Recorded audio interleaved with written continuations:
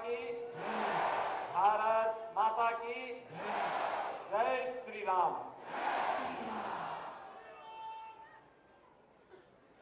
पूज्य संत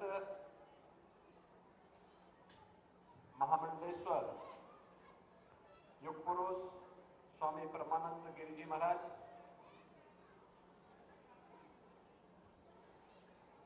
देश के जुझारू और यशस्वी रक्षा मंत्री आदरणीय श्री राजनाथ सिंह जी, केंद्रीय मंत्री माननीय साध्वी निरंजन ज्योति जी,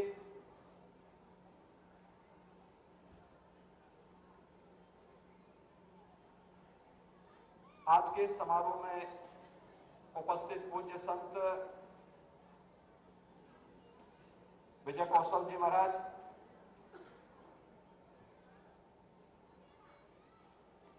गीता मनीषी पूज्य संत स्वामी ज्ञानानंद जी महाराज,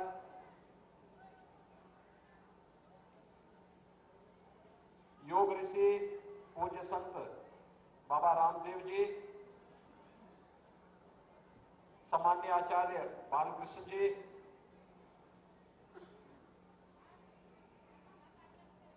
सम्मान्य संत गुरुमा आनंद मूर्ति जी,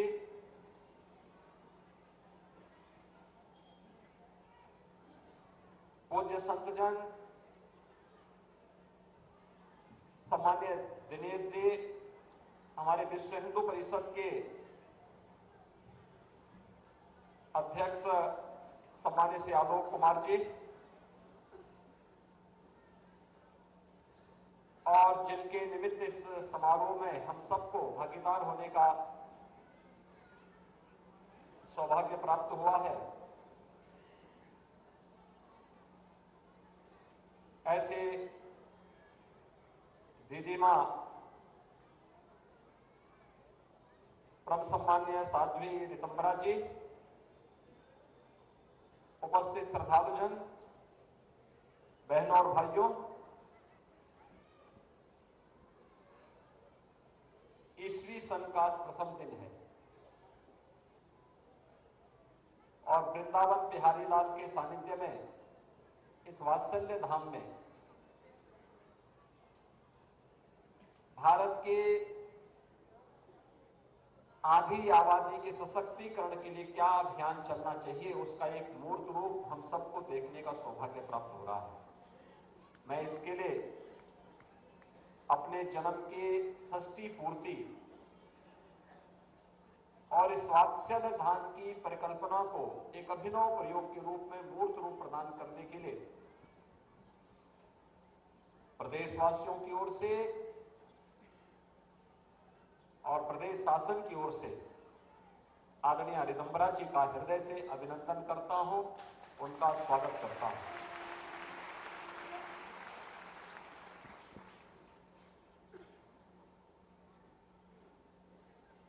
देश की आधी आबादी एक लंबे समय तक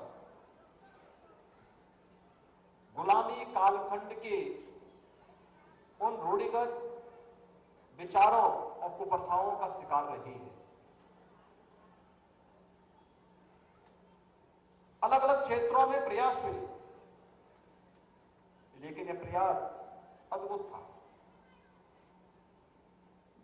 एक तरफ आदरणीय रितंबरा जी का षष्ठी पूर्ति का समारोह और दूसरी ओर वात्सल्य ग्राम की रजत जयंती का वर्ष अभी विगत वर्ष ही संपन्न हुआ है, स्थापना का। और आज एक नया कार्यक्रम का शुभारंभ भी यहां हो रहा है। वात्सल्य धाम में बालिकाओं के सैनिक स्कूल का शुभारंभ भी हो रहा है और माननीय रक्षा मंत्री जी के कर कमलों से भी उसका उद्घाटन पूज्य संत महामंडलेश्वर पूज्य स्वामी परमानंद गिरि जी महाराज के कर कमलों से माननीय रक्षा मंत्री जी के सानिध्य में आज यहां पर संपन्न हुआ है।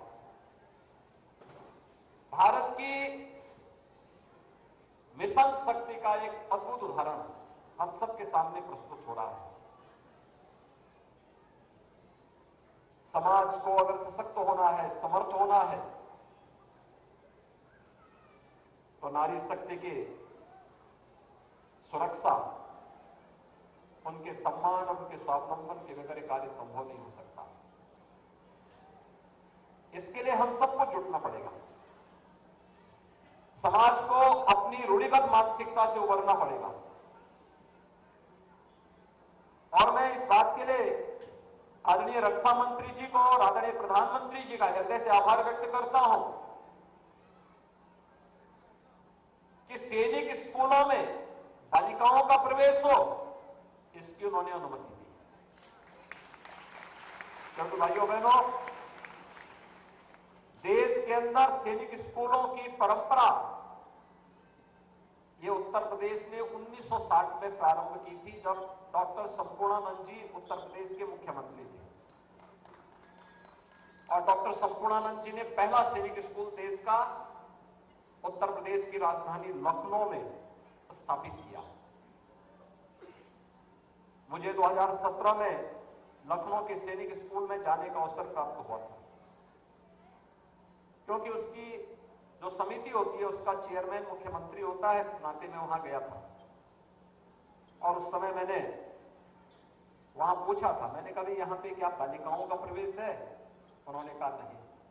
तो मैंने कहा अगले सत्र से एक बैच बालिकाओं का इसमें प्रवेश हो। और 2018 में हम लोगों ने इस कार्यक्रम को वहां प्रारंभ किया।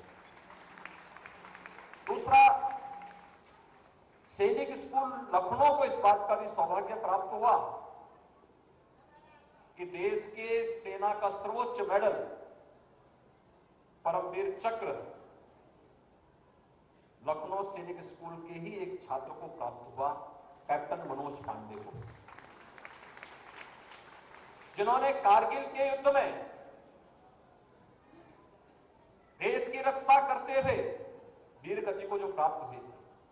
और इसलिए हम लोगों ने उस समय निर्णय लिया कि लखनऊ का हमारा सैनिक स्कूल कैप्टन मनोज पांडे सैनिक स्कूल के रूप में जाना जाएगा। और आज सैनिक स्कूलों को हमारे बालकों के मन में, बालिकाओं के मन में सैनिकों का अनुशासन आ सके। मेरा जो कुछ भी है वह मातृभूमि के लिए है। पहला देश, धर्म, फिर परिवार और फिर अंत में अपना व्यक्तिगत जो कुछ भी है वो मेरा अंत में आएगा। अगर ये भाव हम सब भारतवासियों के मन में आ गया तो भाइयों बहनों, कोई कारण नहीं कि प्रधानमंत्री जी ने जो लक्ष्य हम सबके सामने रखा है 2047 तक हम सबका एक ही संकल्प, विकसित भारत हर भारतवासी का संकल्प होना चाहिए। विकसित भारत के संकल्प को पूरा करने के लिए अगर हम सब एकजुट होकर के कार्य करना प्रारंभ कर लें, इसके लिए उन्होंने पंचप्रण दिए। ये पंचप्रण हर भारतवासी के लिए आत्मनिर्भरता के लक्ष्य को प्राप्त करना, वोकल फॉर लोकल, स्थानीय चीजों पर प्राथमिकता के साथ उसे आगे बढ़ाने का प्रयास, लेकिन गुलामी के अंशों को सर्वथा समाप्त करना, विरासत का सम्मान करना, तो समरसता और एकता और अखंडता के लिए कार्य करना, और अंत में नागरिक कर्तव्य। हम सबके नागरिक कर्तव्य क्या हैं? इन नागरिक कर्तव्यों के प्रति भी अगर हर व्यक्ति जागरूक होकर के कार्य करता है तो भाइयों बहनों, कोई कारण नहीं कि पंचप्राण 2047 आते आते भारत को दुनिया की एक बड़ी ताकत के रूप में स्थापित कर सके। कोई इसको रोक नहीं सकता है। हम लोग इस बात को हमेशा से जानते रहे हैं। जब अयोध्या में श्री राम जन्मभूमि मंदिर आंदोलन चल रहा था, पूज्य संतों के सानिध्य में, राष्ट्रीय स्वयंसेवक संघ और के मार्गदर्शन में विश्व हिंदू परिषद इस आंदोलन को नेतृत्व प्रदान कर रहा था। और उस समय हम इस बात को कहते थे, अक्सर कहते थे, जिस दिन राम जन्मभूमि समस्या का समाधान भारतवासी स्वयं कर देंगे, जिस दिन हर सनातन धर्मावलंबी एक स्वर से अयोध्या की ओर जय श्री राम की होकार करेगा, उस दिन राम जन्मभूमि की समस्या का समाधान अपने आप हो जाएगा। और अभी आपने देखा आदरणीय प्रधानमंत्री जी 30 दिसंबर को अयोध्या धाम पहुंचे थे। पहले अयोध्या की जो इंफ्रास्ट्रक्चर था ना, वहां की सड़कें, एक सिंगल रेल लाइन जाती थी, वहां भी ट्रेन कभी कभी जाती थी। अब देखिए वहां पे चारों ओर से 4 लेन की कनेक्टिविटी हमने दे दी है। केवल बाहर से ही नहीं, अयोध्या के अंदर भी आपको 4 लेन और 6 लेन की सड़कें मिलेंगी।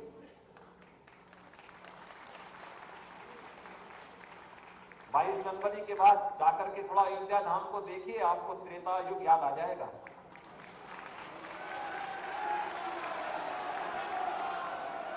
हजारों वर्ष पहले प्रभु राम पुष्पक विमान से अयोध्या आए होंगे, और अब तो अयोध्या में इंटरनेशनल एयरपोर्ट का भी उद्घाटन हो गया है।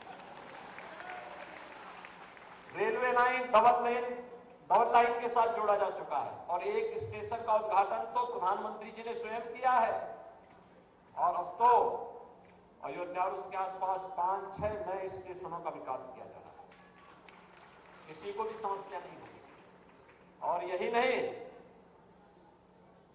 सड़क मार्ग से जोड़ लिया गया, रेल मार्ग से जोड़ लिया गया, वायु मार्ग से भी जोड़ लिया गया, और जल मार्ग से जोड़ने की कार्रवाई भी हमारी प्रारंभ हो गई है। जीवन का यह अनुशासन और सैन्य शक्ति का अनुशासन हम सबको आगे बढ़ाने में मदद करेगा। भारत की शक्ति का एहसास दुनिया को कराएगा। एक स्वर में जब 140 करोड़ भारतवासी भारत के आन मान और शान की रक्षा का कार्य अपने हाथों में लेकर के इस अभियान के साथ जुड़ेंगे, कृतज्ञ भाव के साथ, नेशन फर्स्ट के इस भाव के साथ जुड़ेंगे, दुनिया की कोई ताकत आपको झुका नहीं सकती है। कोई झुका नहीं सकती, कोई आपका मार्ग नहीं रोक सकती है। हम सब उस मार्ग के पथिक बने। दायित्व हो सकता है, किसी को कोई दायित्व मिले, किसी को कोई और मिले, लेकिन जहां पर हैं, अगर हम सब मिलकर के कार्य करते हैं तो भाइयों बहनों, कोई कारण नहीं कि आज दुनिया के अंदर भारत का सम्मान बढ़ा है, एक नए भारत का दर्शन हो रहा है। आज देखिए, अयोध्या जाने में जो लोग संकोच करते थे, अयोध्या का नाम लेने में जिनको संकोच होता था, आज वे भी कहते हैं कि हमें भी निमंत्रण मिलेगा तो हम भी जाएंगे। ये परिवर्तन है, यही परिवर्तन है। आप अपनी ताकत का एहसास कराएंगे तो हर व्यक्ति आपके साथ जुड़ेगा, और उस परिवर्तन के साथ जुड़ने के लिए आज हम सब आपके पास यहां पर एकत्र होकर के आए हैं। आज के इस कार्यक्रम के अवसर पर मैं आदरणीय रितंबरा जी को उनकी षष्ठी पूर्ति और बालिकाओं के इस सैनिक स्कूल के शुभारंभ के लिए, इस वात्सल्य ग्राम में इस भव्य आयोजन के लिए हृदय से उनका अभिनंदन करता हूं, उनको बधाई देता हूं। उनके स्वस्थ और वीर जीवन की कामना करता हूं, और राष्ट्र और समाज के लिए जो समर्पण का भाव उनके पूज्य गुरुदेव ने और उन्होंने पूज्य संतों के साथ मिलकर के आगे बढ़ाया है, वह पूरे संत समाज के लिए अनुकरणीय उदाहरण है। मैं उनका एक बार फिर से षष्ठी पूर्ति के इस अवसर पर हृदय से अभिनंदन करता हूं, स्वागत करता हूं। आप सबके प्रति भी अपनी शुभकामनाएं देता हूं, और आप सबको इस बात के लिए आप सबसे प्रार्थना करता हूं, अयोध्या का उदाहरण हम सबके सामने है। अब संघर्ष से नहीं, अब संवाद से सारी समस्याओं का समाधान का रास्ता निकलने वाला है, निकलेगा।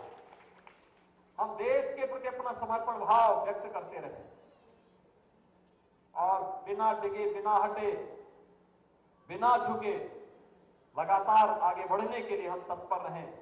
इस विश्वास के साथ इस वृंदावन की भूमि पर, यहां पे तो पहले से ही कार्य प्रारंभ हो चुके हैं। ब्रज क्षेत्र तो हमारे लिए बहुत पवित्र भूमि है। यहां पे हम लोगों ने पहले से नगर निगम को मथुरा वृंदावन के नाम पे पहले से नगर निगम भी बन गया है। तीर्थ विकास परिषद का कार्य तेजी के साथ आगे बढ़ रहा है और तीर्थ के रूप में इसके विकास की एक नए कार्यक्रम को आगे बढ़ाया जा रहा है। सारे कार्यक्रम एक साथ आगे बढ़ेंगे। आप सब अपने इस बृहद मिशन के साथ निरंतर जुड़ करके कार्य करते रहें। आप सबके प्रति मेरी मंगल में शुभकामनाएं।